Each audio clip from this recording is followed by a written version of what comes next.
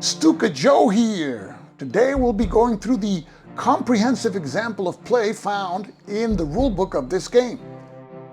A Most Fearful Sacrifice, The 3 Days of Gettysburg, a game designed by Hermann Luttmann and published by Flying Pig Games. But before we dive into the example, let's take a look at some very elegant game mechanics that you will find in this game. Here we see a typical Union infantry unit, and units in this game are what we called parts of a brigade. We see here this is Cutler's Brigade, and Cutler's Brigade consists of 2 units. This 9-3 that you see here, and also a 6-3 unit.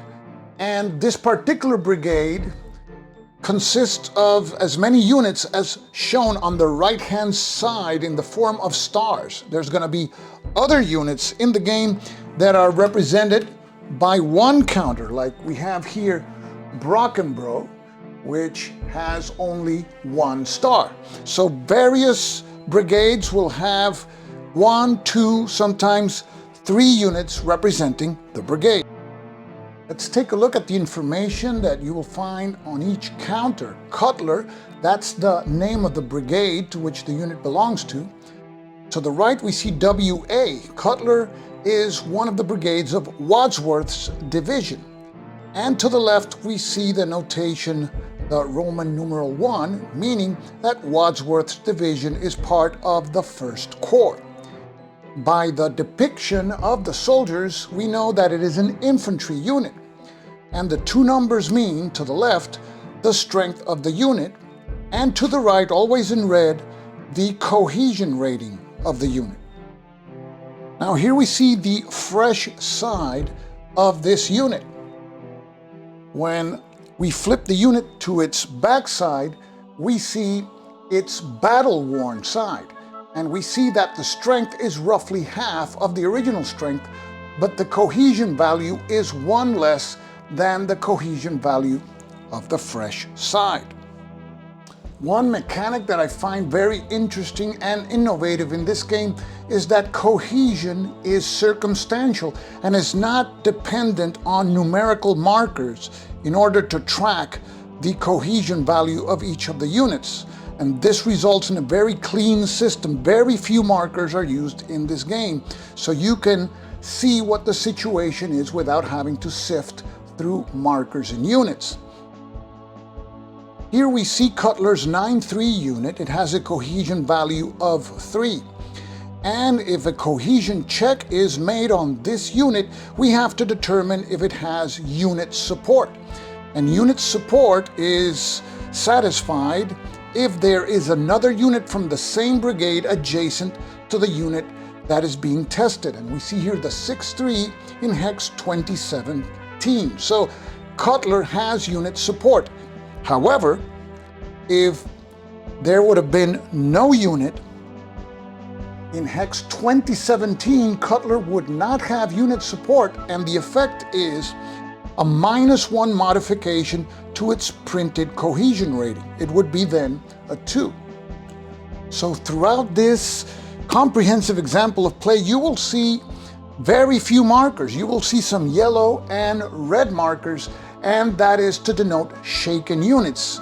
And the interaction of these markers with the facing of these units will give you the state the unit is in.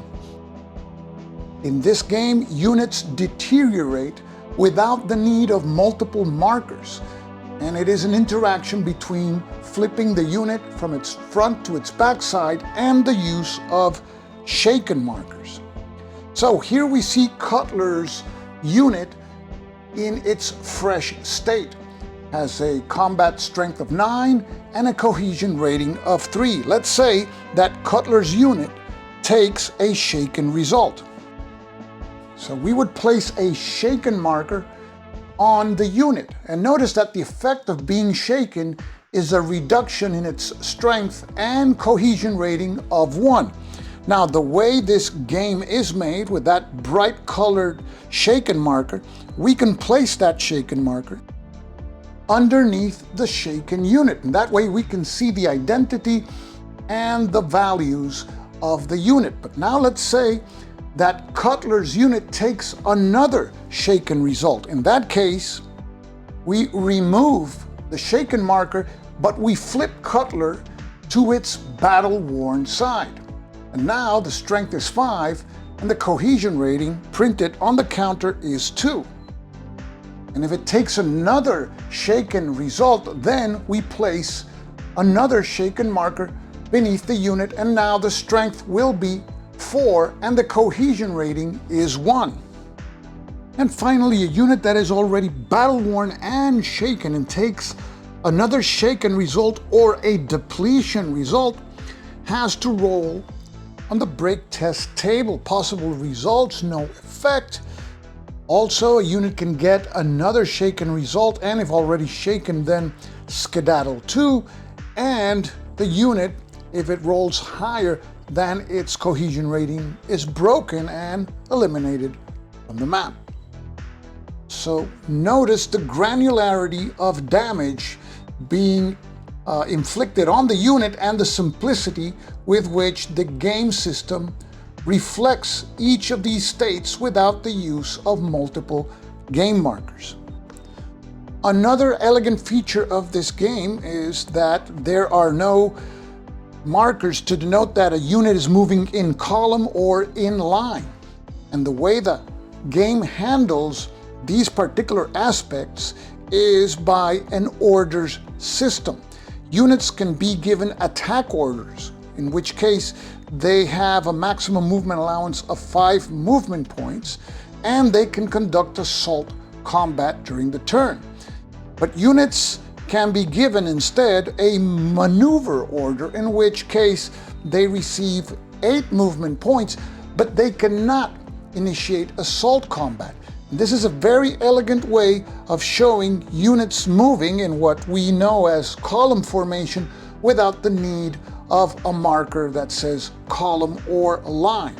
So there's no markers in this game to denote types of movement, and also there's no facing in this game either. So let's go now to the comprehensive example of play found in the game's rulebook, and it starts in page 25. There's been some errata published after the game came out, which makes some corrections, and I've made every effort to incorporate that errata in this video. Now, this example begins with the 9 a.m. turn for the scenario An Unexpected Encounter. That's scenario number 4. And the die results will be listed in the following order: the black die, followed by the white die, followed by the red die. So this would be a 1-4-3 result. Let's take a look at the forces that are present in this example of play. The Confederate forces consists of units of Heath's infantry division that belong to A.P. Hill's 3rd Corps. And we have units of Archer's brigade, as well as Davis's brigade, and following along the back, we have Brockenbrough's brigade.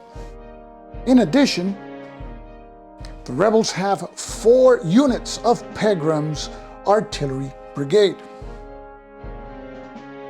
The Union has dismounted cavalry of Buford's 1st Cavalry Division. Here we see the 4 units of Gamble's Cavalry Brigade, and also 2 units of Tidball's Horse Artillery. And the Union also has 4 units of Devon's Cavalry Brigade.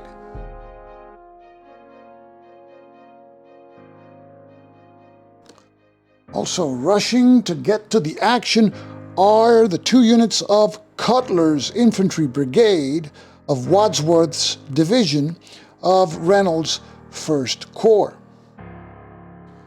We begin with the first phase in each turn, the command decision phase. And in this phase, the Union player begins by placing Wadsworth's division activation card in his command display. Now, Wadsworth is one of the 3 divisions of Reynolds' 1st Corps, and it is the only one that is on the map, so it is placed in division priority space number 1. Note that if the Union player had more of Reynolds' divisions on the map, then the Union player would have to choose in which priority slot he would place each division, and of course, a division in priority 1 has a better chance of being activated than one in priority space 2 and 3. Now the Union player selects 2 event cards that will be seated in this turn's deck, and he chooses Good Ground and Fast Courier. However, he has also to draw 6 cards, and this is done randomly without knowing which events they are, which will also be seated onto the deck for that turn. Note that it's a total of 8 cards. If the Union player would have wanted to increase the number of brigades that can fire in the upcoming preliminary bombardment phase beyond 1, he would have to draw 1 less card for each additional artillery brigade. However, in this particular situation at the beginning of the game, the Union player only has elements of Tidball's horse artillery, just 1 artillery brigade, so there's no use in forfeiting event cards to have other brigades fire because there's only 1 brigade. So we take the 2 selected event cards and we mix them with the other 6 unseen cards. Meanwhile, the Confederate player takes Heath's division activation card of A.P. Hill's 3rd Corps and also places it in the division priority number 1 box. Similarly, the Confederate player chooses 2 events to be seated onto this turn's deck, and he chooses Fort Dixie and Rebel Yell. The remaining cards are shuffled, and as the Union player did, 6 cards are drawn. The Confederate player also has just 1 artillery brigade, so he will not forfeit any event cards to have additional brigades fired during the upcoming preliminary bombardment. So the Confederate player combines the chosen event cards with the ones that were randomly drawn.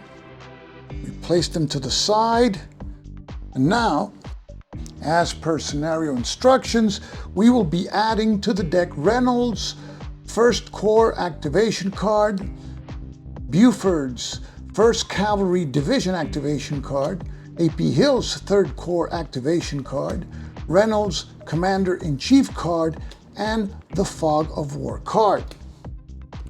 So we add these cards to the selected Rebel and Union event cards, and we thoroughly shuffle the deck, and the deck is ready to go, and we will place it right here.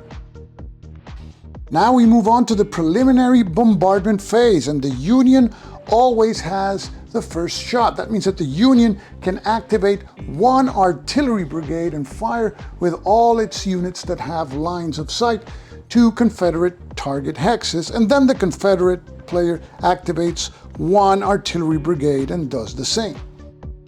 So the Union player activates Caliph's 4R unit in hex 2227 to fire at the Rebel stack in hex 1831.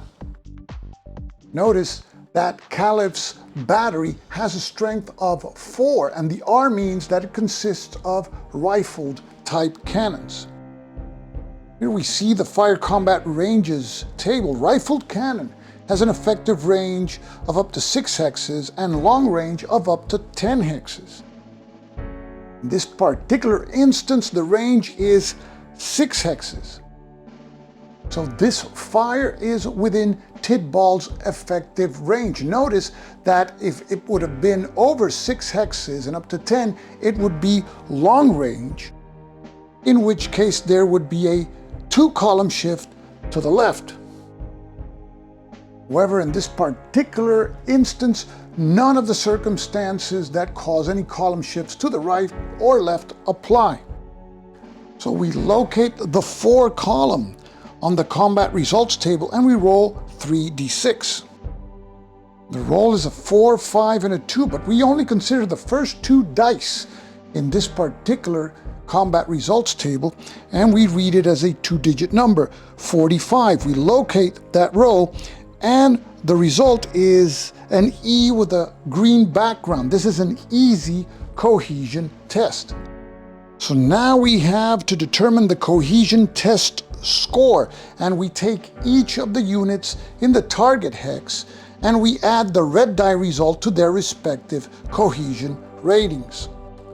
So let's spread the units in hex 1831. Now we determine the cohesion test score for each unit and we add the value of the red die to their cohesion ratings. So the 2 artillery units have a cohesion test score of 5 and the infantry unit a test score of 4. So we cross-reference the test score with the easy cohesion test column, and we see that the infantry unit with a test score of 4 has a shaken/skedaddle 1 result, and the artillery with a test score of 5 has an identical result. This result means that the Confederate player has to decide whether to inflict a shaken result on the unit or skedaddle 1 hex, that is retreat 1 hex. And that decision is made on a per unit basis, but in this particular example, the Confederate player decides to apply a shaken result to all 3 units. So we will place an all units shaken marker on the stack. However, because of the way these markers are designed and they have their bright red color, we can place them beneath the stack, and that means that we can still see what's in the hex, and we know that all units are shaken. Units that are shaken have their strength points and cohesion ratings reduced by 1. So Tidball's battery with a strength of 4 just fired in this preliminary bombardment phase, and the Union can fire the other artillery unit that also belongs to the same brigade, and it's Tidball's 2R unit, which is in hex 2226. And it will also fire at the stack of rebel units in hex 1831. And notice how effective artillery can be when firing at enemy hexes with multiple units. It has a chance of causing multiple damage. So players will always have tough decisions to make as to when to concentrate their forces in small numbers of hexes and when to disperse them. And of course, this hex 1831 with 2 artillery units and an infantry unit presents a juicy target. So here we have Tidball's 2R unit in hex 2627, which is at an elevation level of 6, firing at also an elevation 6 level hex 1831, 8 hexes away. And as we can see here, 8 hexes is within long range. That means that there will be a 2-column shift to the left because of long range fire, and there's another column shift to the left because the line of sight goes over woods. This is what is called an obscured line of sight. So we begin in the number 2 column and we shift 3 columns to the left, and we resolve the bombardment in the leftmost column, which is the number 1 column. And we roll 3d6, and it is 253. We only consider the 25 result, and we cross-reference that with the number 1 column. No effect. Tidball's artillery brigade has completed firing in this preliminary bombardment phase. So now the Confederates can activate one artillery brigade to fire in this phase. They only have one artillery brigade on the map, and that is the artillery brigade of Pegram, which has 4 units. And the Confederates will fire with both batteries in 1831. This is mixed artillery, and they have a strength of 3 each because both units are shaken. And they will fire at the Union units in hex 2227. This is a range of 6 hexes. And notice that in the target hex, there is dismounted Union cavalry. So we begin by locating the 6 to 7 column, but because the artillery that is firing is mixed, we see there that it has an effective range of 6 hexes, which is the range of this particular fire, but there are 3 asterisks. And that means that there will be a 1 column shift to the left because this is mixed artillery. And in addition, the target hex contains dismounted cavalry. That's an addition column shift to the left. So we apply the 2 column shifts to the left, and the fire will be conducted in the number 4 column. Now we roll, and the roll is a 664. We consider only the 66 for now, and the result is a T in a red background. This is a tough cohesion check. So we add the red die roll to the cohesion ratings of each unit to determine their cohesion test scores. Tidballs, as well as Gambles, will be 8. We locate the result here in the tough cohesion test column 8.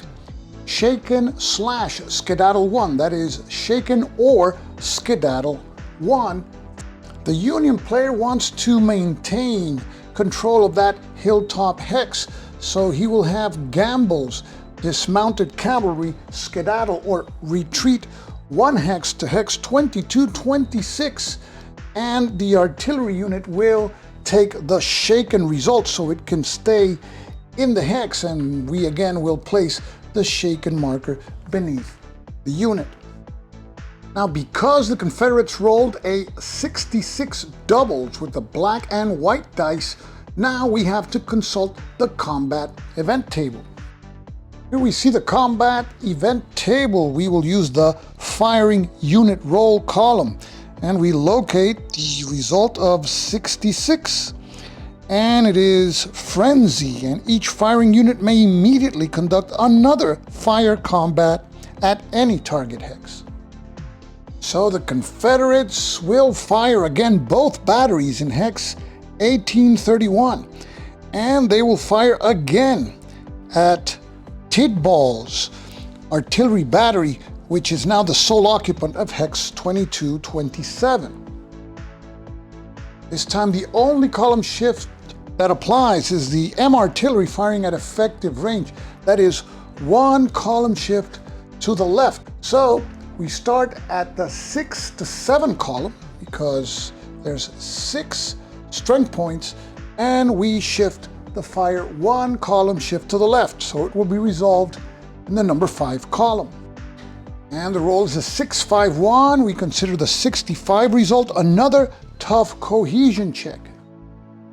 And notice that the cohesion test score is now 4. 3 for the unit, because it is shaken, plus 1 for the red die. The cohesion test score of 4, the result is shaken, and skedaddle 2 in parentheses. This means that the Union player must absorb the shaken result and has the option also of retreating 2 hexes. But the artillery unit is already shaken, so we flip the unit to its battle-worn side, and we remove the shaken marker. And the Union player decides not to retreat the artillery unit to stay in control of that hex. So now it's the Confederates' turn to have one of its artillery brigades conduct preliminary bombardment. They only have one artillery brigade on the map, that of Pegram, and it has 4 units. So the Confederates begin by having Zim's battery in hex 2032 fire at the 2 Union units in 2227, and this is a 6 hex range bombardment. And we see that here the rebel artillery is mixed type, and it has a maximum effective range of 6 hexes. And notice that there are 3 asterisks, and this means that M-type artillery firing at effective or long range suffers a 1 column shift to the left, and in addition, because the target hex also contains dismounted cavalry, then there will be an additional 1 column shift to the left. So we start in the 4 column, which is the strength of the firing rebel artillery, and we apply the 2 column shifts, and we will resolve the bombardment in the 2 column, and we roll 3d6. The roll is a 2-4-2. We only consider the first 2 dice 24. The result is no effect. Now the Confederates fire their remaining battery of Pegram's artillery brigade, that's Ellet/McGraw's in hex 1730, and it will be firing at the 2 Union units in hex 1826 at a range of 5 hexes. This particular Confederate battery has a strength of 8, and it is S or smoothbore type. And as we can see here, smoothbore cannon has a maximum effective range of 5, which is the range in this particular bombardment. The only column shift that applies here is a shift to the left because the target has dismounted cavalry. So we start in the 8 to 9 column and apply the column shift to the left, and this bombardment will be resolved in the 6 to 7 column. We roll 3d6. The roll is a 4-1-2, so we locate the 41 result, and it is an R or routine cohesion test. And we add the red die result of 2 to the cohesion rating of each of Devon's dismounted troopers there. So each will have a cohesion test score of 6. And the result is shaken/skedaddle 1. So the Union player can retreat them 1 hex or inflict a shaken result on the units. And in this case, to preserve both units, the Union player decides to retreat them 2 hex 1825. And that's the end of the preliminary bombardment phase. Now we go to the card draw phase, and in odd turns like this one, turn 1, the Union player draws cards, and the cards will be event cards, will be activation cards, and other type of cards. In even turns, the Confederate player does so. The player that is drawing the cards in a turn is important. If the player draws one of his cards which he can hold, he doesn't have to show it to the opposing player, and he can keep it until he plays the card. However, if he draws an event of the opposing player, he must give that card to the opposing player. Or if he draws one of his own events, which has to be played immediately, of course, in that case, he has to show it to the opposing player and affect the event. So the Union player draws the first card, and it is a Confederate event, redeployment, and it has to be played immediately. And the Confederate player chooses the first option on the card, that is to move a group of rebel infantry units from the same division that are stacked with or adjacent to at least one other unit of that same group. Note that neither Brockenbrough's unit nor the artillery units are eligible for this event. Archer's units move to hex 2128 and 2229. Davis's shaken unit advances to hex 1828, and Davis's 2 other units stack in hex 1927. The Union player draws the next card, and it is a Confederate event, Rally Around the Flag. This allows the Confederate player to immediately remove one shaken marker from one of his units. And the Confederate player removes a shaken marker from the unit in hex 1828. Union player draws the next card, and it is the Fog of War card. Black and white die are rolled, and it is a 46. Rebel strategic option, force march / unexpected delay / a clever feint. Now the rebel player cannot force march any of his reinforcements because he has no reinforcements this turn.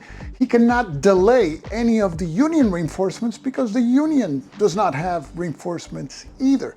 And the clever feint option would allow the rebel player to switch the priorities of divisions in the Union command display. However, the Union player only has one division in his command display, that of Wadsworth, but no other. So there's no other division in the same corps to switch priorities. So this particular Fog of War card has no effect. And the Union player now draws the next card. And he draws the Union event Good Ground. And notice this is an event he can hold in his hand. But notice that this event has to be played anytime before a new card is drawn. So the Union player will play the event now, and the Good Ground marker is placed in hex 2227 with the battle-worn artillery battery. Now the Union player draws the next card, and it is a Confederate event, Rebel Yell. So he gives this card to the Confederate player, and the Confederate player can play this event before a new card is drawn. He would pick a hex containing at least one Rebel infantry unit, and this would allow that unit and any other infantry units in that hex to move one hex as long as they can enter a hex adjacent to a Union-occupied hex. And then these units must conduct assault combat, and they have benefits of a +1 to their cohesion rating and a 2-column shift to the right.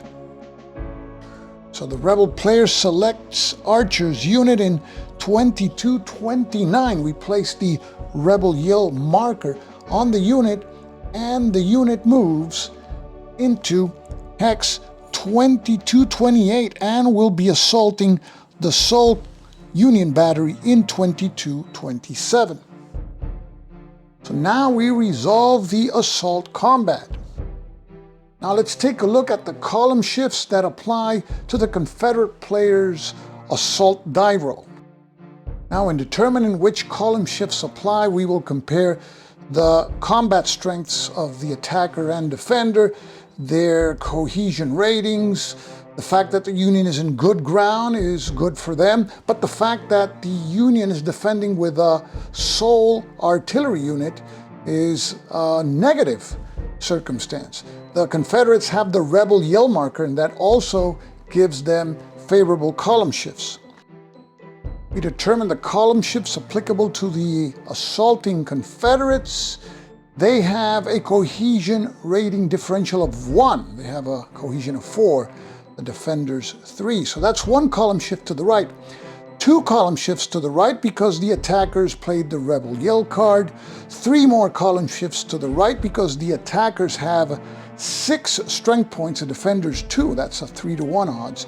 And 3 more column shifts to the right because the defenders are lone artillery. So in column shifts to the right, we see that there are 9.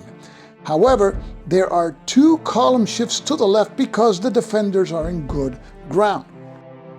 So we apply 7 column shifts, starting in the 6 to 7 column. So this assault for the Confederates will be resolved in the 5 asterisk column, which is the rightmost column of the combat result table. Now the Union unit has a strength of 2, and we determine the column shifts that apply to the Union. The only one that applies is that the defending unit is being attacked upslope, and that is 1 column shift to the right.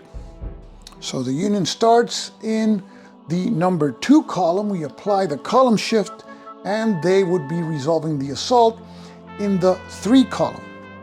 So now we would proceed to resolve the assault. And who do you think would win? The Confederates are firing in the rightmost column, 5 asterisk, and the Union in the 3 column. Fortunately for the Union, their unit is horse artillery, and horse artillery, as well as dismounted or mounted cavalry, has a withdrawal before combat option, and that allows them to retreat 2 hexes, and that's what they will do. And the Union unit retreats 2 hexes into hex 2325, and the good ground marker is removed. Archer's unit now has an attacker breakthrough, and he moves into the vacated hex. And notice that the rebels have moved adjacent to various Union units, but they cannot conduct defensive fire against enemy units that are conducting an attacker breakthrough move. Now the Confederate player decides to assault Gamble's 2-4 unit in hex 2126. And the Union player, knowing that the odds are as unfavorable as the prior assault attempt, decides again to conduct a withdrawal before combat of Gamble's dismounted cavalry. And the Union dismounted cavalry unit retreats 2 hexes into hex 2124.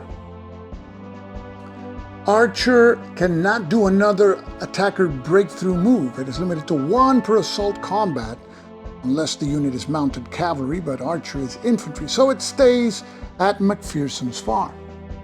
So now the Union player flips the next card, and it is Command Confusion, a Union event that the Union player can hold. So the Union player takes a look at this card, does not show it to the Confederate player, and keeps it in his hand. Notice that this card, what it does, it gives the Union player a chance to change the order of a rebel brigade to defend. So the Union player holds on to this card. So the Union player flips the next card. Vague Orders, another Union event that the Union player can hold. And notice that this card affects the activation dice rolling of the Confederate corps, and it can be played to affect Hill's corps, which has Heath's division deployed. So the Union player also decides to hold on to this card to play it later. So the Union player flips the next card, and it is Fast Courier, a Union event that has to be played immediately. And this event allows the Union player to activate any division for a corps that has not yet been activated this turn, and we would roll 1 die on the chosen division's command table with a -1 die roll modifier. So the Union player plays this event on Wadsworth's division, activating it, and rolls 1d6. And we subtract 1, which would be 0, but the minimum possible result is 1. So now the Union player can activate 1 brigade of Wadsworth's division. With a maneuver order, an infantry unit has 8 movement points, and moving along minor roads cost 1 movement point each, and along major roads, half a movement point. So this unit here can reach here hex 2424. And this other unit can reach hex 2523. So these two units of Cutler's Brigade, which executed a maneuver order, cannot fire and their activation is over. So now the Union player draws the next event, and it is Seeing the Elephant, a Confederate event. So the Union player gives this card to the Confederate player. And this card is used to force any Union unit with a printed cohesion rating of 1 or 2. That is within 2 hexes of a rebel unit to roll a die, and if the die roll is greater than the modified cohesion rating, then it immediately applies a shaken result. Note, however, that the Union player has no units with cohesion ratings of 1 or 2. So the Confederate player will execute the default event, and any one unit can conduct a minimum move, that is a move of 1 hex, or issue fire combat. So the Confederate player uses the default order to move Archer's unit from 2128 to hex 2127.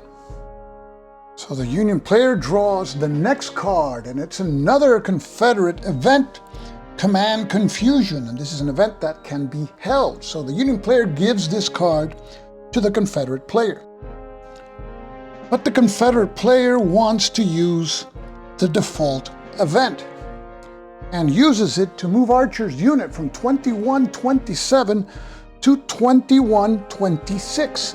And now Gamble's 2-4 unit declares defensive fire. Gamble fires with 2 strength points. Roll is a 5-6-3 in the 2 column. The result is an easy cohesion test. Archer's cohesion test score is 7, and 7 on the easy cohesion test column is no effect. Notice that Gamble's 4-4 unit in 2226 cannot issue defensive fire against Archer's moving unit because it is engaged with the other unit from Archer's Brigade in 2227. So now the Union player flips the next card, and it is Reynolds Commander-in-Chief card. This card allows the Union player to activate any one division and increase the command table die roll by 1. So the Union player uses this card to activate Buford's Cavalry Division, and we roll 1d6. The roll is a 1, and that is modified to a 2 because of the Commander-in-Chief bonus. Division group plus 1 hex of Caliph's artillery. So this means that the Union player can activate the whole division, Devon and Gamble's Brigade, plus 1 hex of Caliph's artillery, and the Union player elects to activate only Gamble's Brigade.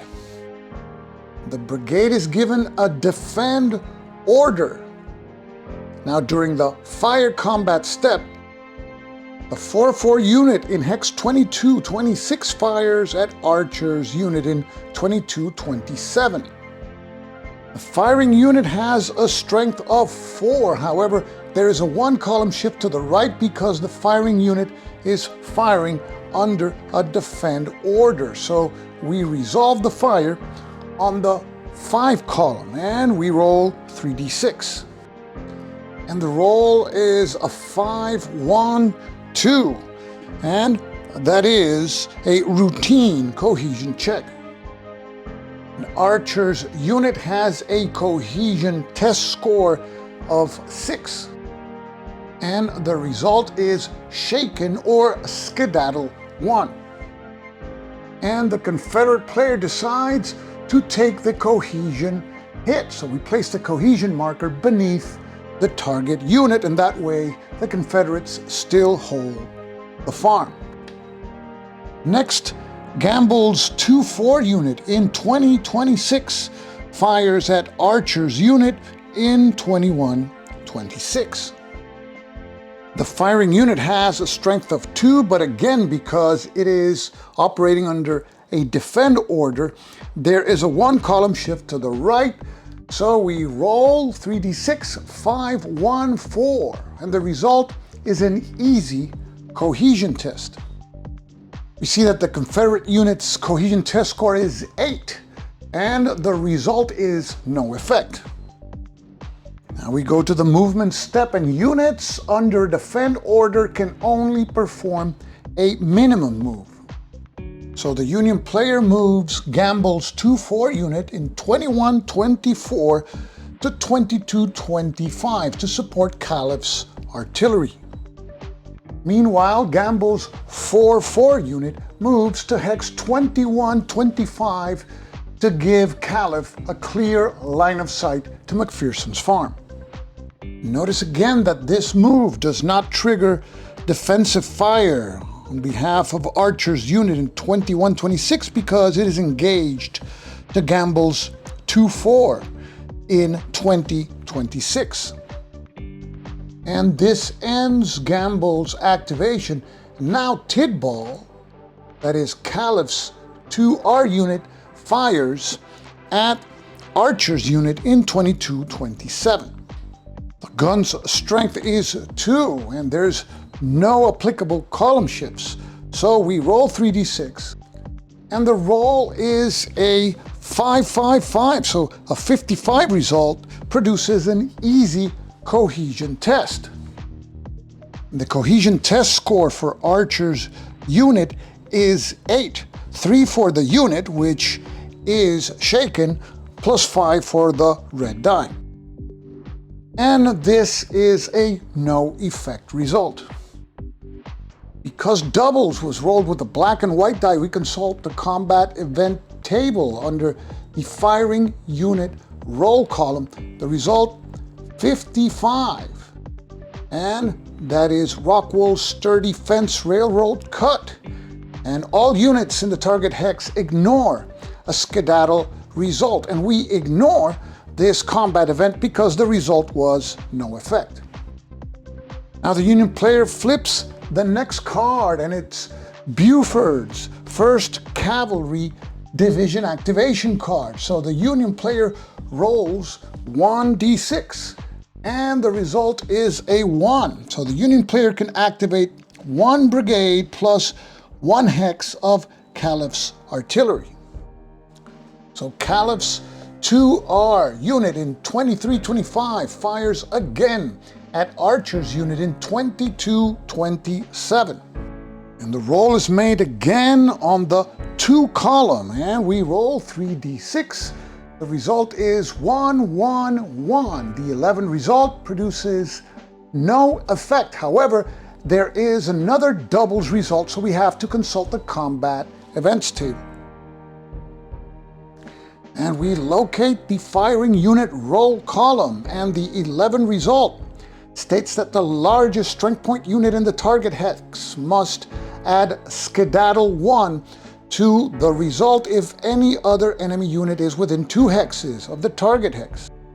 There are various Union units within 2 hexes of the target hex, so the Confederates have to skedaddle or retreat 1 hex. And of course, worried the Confederates that Gamble's troopers will move onto Archer's open flank, the rebels retreat to hex 22-28. Now Gamble's brigade is selected again for activation, and it is given a defend order. Gamble's 2-4 and 4-4 combine fire since they are adjacent to each other and from the same brigade. They fire against the rebel unit in 21-26. Notice that the Union has 6 strength points, but there will be 1 column shift to the right because they are firing under a defend order. So we locate the 8 to 9 column, and we roll 3d6. 4, 6, 6, and the 46 result produces a tough cohesion check. And notice that the cohesion of Archer's unit, which has a printed rating of 4, is actually 3 because it does not have any unit support. There is no adjacent unit from the same brigade or division. So the test score will be 9. And a test score of 9 on the tough cohesion test column produces a result of shaken or skedaddle 1. And the Confederate player chooses the skedaddle 1 result and retreats the unit to hex 2127 to maintain good order and allow both Confederate units to support each other. Now we go to the movement step, and the Union player moves the 4-4 unit from Gamble that just fired to hex 2126. And now it suffers defensive fire from the just retreated rebel unit in 2127. The roll by the rebel unit is a 1-4-1, which is a no effect. And finally, the Union player moves Gamble's 2-4 unit from 2225 to 2226. Now the Union player flips the next card, and it is a Union event, Rally Round the Flag, and it has to be played immediately. Now, with this event, the Union player can remove the shaken marker from an eligible unit. However, the Union player doesn't have any shaken units on the map, so it may attempt to flip a battle-worn unit to its fresh side, and for that it needs to roll less than its cohesion rating, or 1. The Union player will attempt to flip Caliph's battery to its fresh side. We roll 1d6, and the roll is a 4. So the unit remains battle-worn. So the Union player flips the next card, and it's a Confederate event, Fort Dixie. This event is given to the Confederate player. He can play it any time before a new card is drawn, and this will place the Fort Dixie chit on any rebel unit to increase its cohesion by 1, and if it receives a shaken result, we would remove this marker instead of applying the result. The Confederate player chooses to play this event right away, and he places the Fort Dixie marker on Davis's 6-2 unit in hex 1927 in preparation for an assault on the area. The Union player flips the next card, and it is Reynolds' First Corps activation card. Union player rolls 1d6. And the result is a 3, and the Union player can activate Division Priorities 1 and 2 and Wainwright's artillery.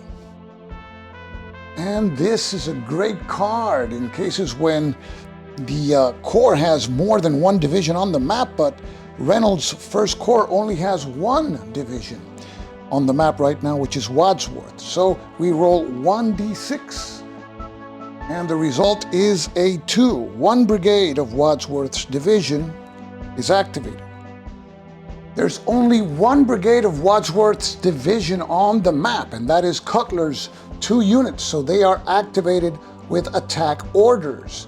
And this gives the units 5 movement points. The first step is the fire step, but they don't have any enemy units within their 2 hex fire range. So we now go to the movement step. And Cutler's 6-3 unit moves here to hex 2125. And notice that Archer's 6-4 unit cannot conduct defensive fire because it is engaged with Gamble's 4-4 unit.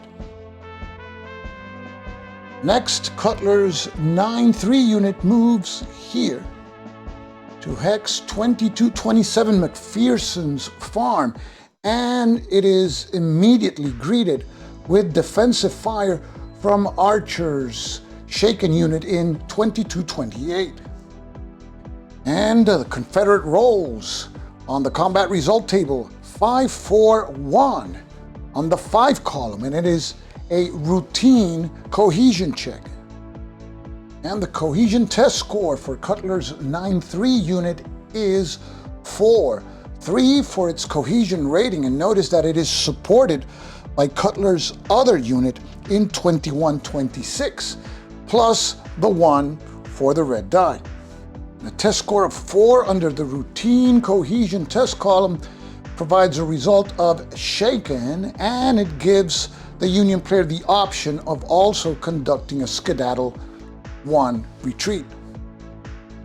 So a shaken marker is placed beneath Cutler's unit, and the Union player has the option of retreating it 1 hex, but the ground where this fight is taking place is valuable, so the Union will stand its ground. And the next step in the Union activation is the assault step, but now that Cutler's unit is shaken, the Union player decides not to initiate an assault. So now the Union player flips the next card, and it is Hill's 3rd Corps activation card. So the Union player gives this card to the Confederate player, and as he does, the Union player announces that he is now playing the Vague Orders event. This card is played after a Confederate Corps activation card is drawn, like we did here with Hill's card, and this decreases the die roll on Hill's activation card by 1. And now the Confederate player rolls 1d6, and the roll is a 1, which cannot be modified to less than that. So the result is, in red text, 1 brigade from division priority number 1 is activated, and 1 hex of Pegram or Mackintosh's artillery. And of course, the only division of Hill's 3rd Corps that is presently on the map is that of Heath's. So the Confederate player designates Davis's brigade to conduct an attack order. However, now the Union player pulls out the other card that he was holding, the Command Confusion card. This card allows the Union player to designate 1 rebel brigade and have 1d6 rolled, and on a 1 to 3, that brigade's orders will be defend. On a 4 through 6, it's no event. So the Union player rolls 1d6, and the roll is a 2, and now Davis's orders are switched to defend. Under defend orders, units can still execute fire combat, but they have a minimum movement allowance. They can also engage, but they cannot assault. So now we start with the fire step, and both of Davis's units in 1927 fire at Gamble's 2-4 unit in 2026. Notice that both of Davis's units are firing at long range for infantry, which is 2 hexes. And here we see on the fire combat ranges table that infantry has a long range of 2 hexes, and you see there is a notation 2 asterisks. So the applicable column shifts are 1 column shift to the right because the firing unit is under a defend order, 2 column shifts to the left because of long range fire, and 1 column shift to the left because the target is dismounted cavalry. So it's a net 2 column shifts to the left. So we begin in the 10 plus column, and we effect the 2 column shifts, and it will be in the 6 to 7 column. We roll 3d6, and the roll is a 2, 5, 2, no effect on the combat result table, and there's also no effect on the fire combat cohesion test. That was the fire step of Davis's activation. Now we go to the move step, and units under a defend order can still engage enemy units. So now the Confederate player moves Davis's 6-2 in 1828 to 1827. And the 6-2 in 1927 now moves to 1926, and it suffers now defensive fire from Gamble's 2-4 unit in 2026. So the Union player rolls on the 2 column of the fire combat table, and the roll is a 4-3-6. The 43 result produces a no effect result, but we always have to check the effect of the red die on the fire combat cohesion test, because there's a no effect column there. Davis's cohesion test score here is 6 for the red die and 3 for his cohesion. Notice that he has a printed cohesion of 2, but the Fort Dixie event increases it to 3. So it is a test cohesion score of 9. Test score of 9 on the no effect column is no effect firefight. Firefight means that the unit receiving the fire, that's Davis's unit, can now fire back at the Union dismounted cavalry. The rebels fire back on the 6th column. There's a column shift to the right because they're under a defend order, but one to the left because they're firing at dismounted Union cavalry. The roll is a 1-6-6, no effect, but we have to check again the fire combat cohesion table. And Gamble's 2-4 unit has a cohesion test score of 10, 6 for the die roll and 4 for its printed cohesion. Notice that it has unit support from the 4-4, which is in hex 21-26. And on the fire combat cohesion table, under the NE column, there is another NE and another firefight. So now Gamble's 2-4 unit can fire back at Davis's unit. So the dismounted troopers fire again at Davis, and they will fire on the 2 column. And the Union player rolls 3d6, 5, 6, 4, and the 56 produces an easy cohesion test. The troopers have a cohesion test score of 8, and the result is no effect. So we already activated 1 brigade from Hill's Corps, which was Davis's, and now we can activate 1 hex of Pegram's artillery. Pegram is the only artillery brigade on the map for the Confederate. So the Confederate player decides to move Pegram's 8S artillery unit here in hex 1730 here to hex 2230 in order to be able to fire into McPherson's farm during the next turn. Now the Union player flips the next card, and it's a Union event, Rebel March Fatigue.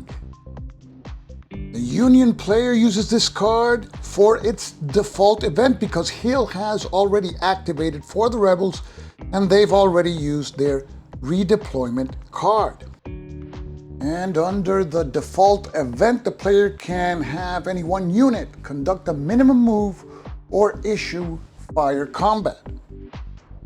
So the Union player has Cutler's 9-3 unit fire at Archer's unit in 2228, and notice that Cutler's strength is 8 because it is shaken. The Union player rolls on the 8 to 9 column. The roll is a 4-6-3, and that is a tough cohesion check. Archer's cohesion test score is 6, 3 for the red die and 3 for the shaken unit. And the result of the cohesion check is shaken with the option of skedaddle 1. And Archer's unit is already shaken, so we remove the shaken marker and flip the unit to its battle-worn side. And the Confederate player has the option of retreating the unit 1 hex, and he will do so to hex 2328. And that's done to get it out of Cutler's line of fire. Now the Union player flips the next card, and it's a Confederate event that has to be played immediately. The Colonel is down. This event is played on any Union unit, and it has to roll against its cohesion rating. And a die roll equal or less to the cohesion rating, no effect.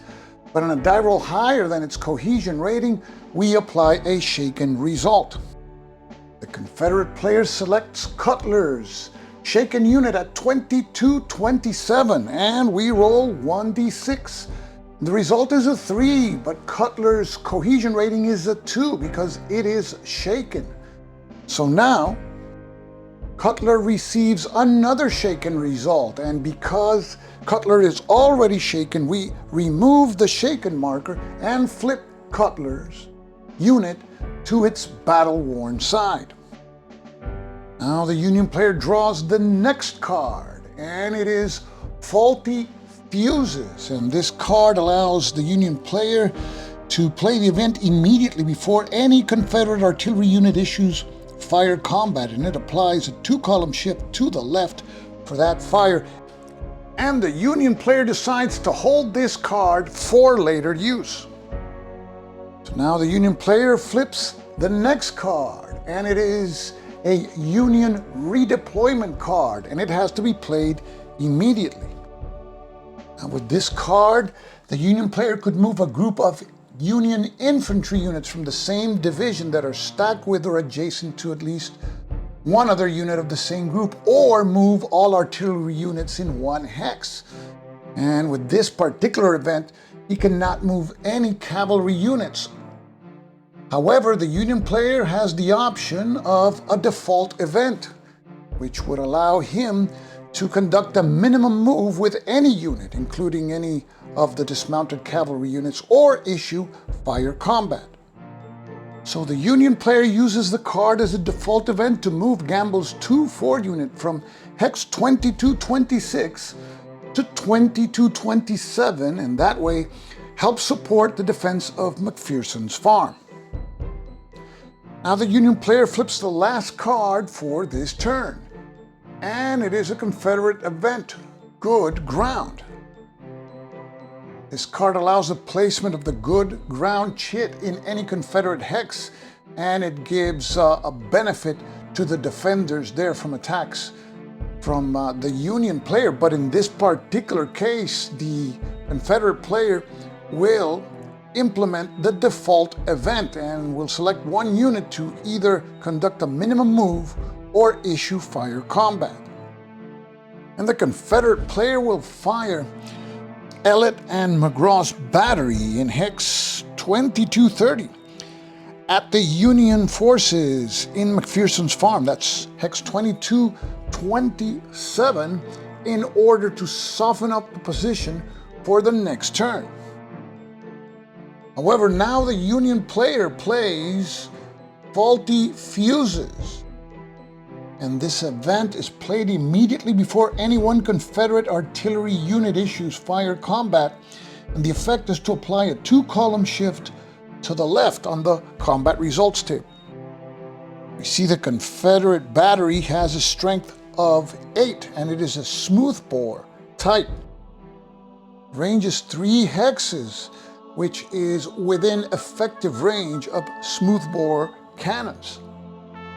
We see the applicable modifiers. The firing unit has Faulty Fuses, that's 2-column shifts to the left, and the target has dismounted cavalry, that's another column shift to the left. So we effect 3 column shifts to the left, and the fire will be resolved on the 4 column. We roll 3d6, and the roll is a 6-2-1, a routine cohesion test. Here we see that the cohesion test scores for both Union units is the one printed on the counter plus the 1 red die roll. So for Gamble, it is 5, and for Cutler's unit, which is beneath, it is 3. So Gamble's test score is a 5, and the result is shaken and an optional skedaddle 1 retreat. And Cutler, on the other hand, has a test score of 3, shaken, and an optional skedaddle 2 result. So both units receive a shaken result. And Cutler's unit retreats to hex 2325. The Union player decides to hold McPherson's Farm with Gamble's 2-4 unit. And they are left there reluctantly, hoping the Union player that the Iron Brigade can arrive to the rescue. And that's where our comprehensive example of play ends. Not stated in the example is how do units remove shaken markers? If a unit is given a defend order and it is not adjacent to an enemy unit, it can automatically remove its shaken marker.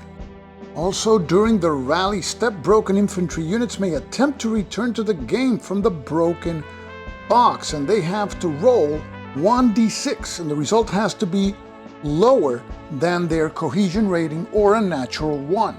In addition, in this game, units can build entrenchments. These are hasty works or breastworks, and these entrenchments have an effect of increasing a unit's cohesion rating by 1 or 2 respectively. Also in this game there's rules for skirmish order that applies to certain Union units and gives those units some abilities. And that is the comprehensive example of play of A Most Fearful Sacrifice, The 3 Days of Gettysburg, designed by Hermann Luttmann and published by Flying Pig Games. And I hope that this video has given you a good idea of the flow of the game and what the game has to offer. This is Stuka Joe, signing off for now. Thanks for watching.